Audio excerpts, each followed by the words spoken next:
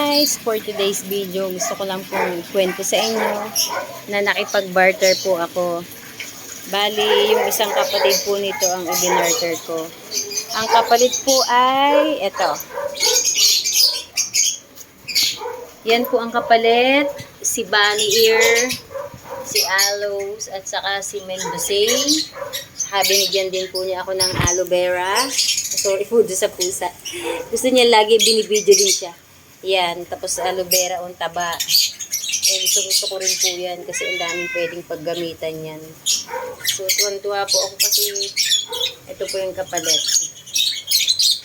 Bali, meron din po siya mga succulent. Kaya, nakipag-barter po siya sa akin. At ayan po yung napili ko na kapalit ng aking variegated na blizzard. Ito. Parang plano ko po dito is hindi ko na siya papalitan ng potting mix.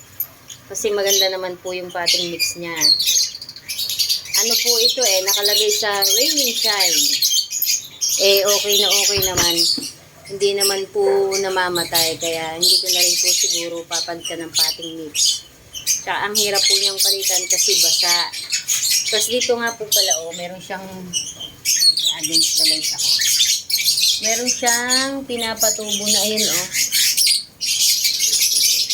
cactus na kulay yellow yata po yan, tsaka green. Hindi na rin po niya tinanggal, sinama na niya.